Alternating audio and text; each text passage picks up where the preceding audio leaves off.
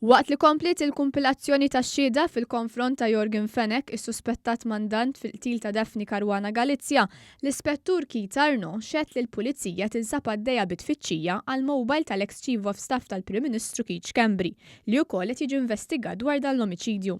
Fuq il-pedana tax-xhieda, l-Ispettur Arnaud xedt li meta marru biex jarrestaw lil Schembri fis-26 ta' Novembru, il-Pulizija talbitu l-mowbajl, iżda Schembri qalilhom li tilfu. Qal li fit-tfittxijiet li saru ġabrulu t-tamir teknoloġiku kollu, inkluż ta' wliedu.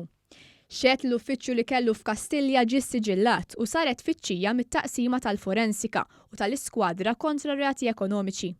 L-Ispettur Arnaud qal li l-Pulizija rfet lill-Prim Ministru li Schembri semma fl-investigazzjonijiet dakinhar li ġie arrestat.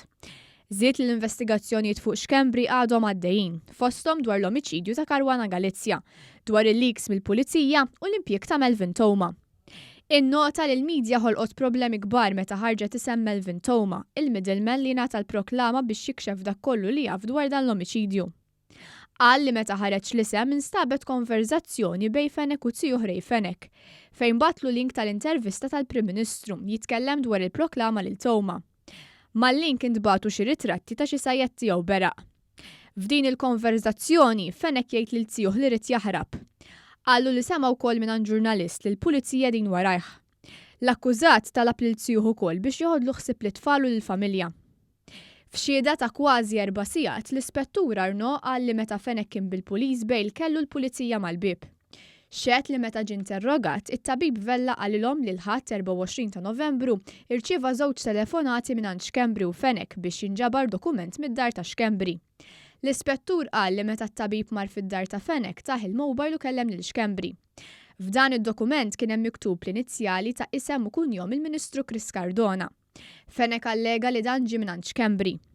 L-Ispettur qal li t-tabib Vella qalilhom li qabel l-arrest beda jara lil Fenech ħażin ħafna u taħ parid biex imorru għawdex u joqgħod fil-villa tiegħu.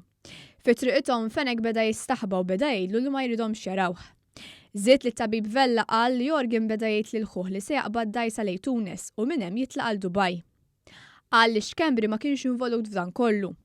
It-tabib Vella qal lill-Pulizija li l-akkużat qallu li kien se jereq lil Schembri miegħu jekk kien se jerequ. Quddiem il-Maġistrat Rachel Montebello, l-Ispettur Keith Vella ppreżenta xi dokumenti u karti li ħadu mill-uffiċċju ta' Jorgen Fenech. Fis-seduta li jmiss il-qorti se tiddeċiedi dwar talba l-ħelsien mill-arrest tal-akkużat.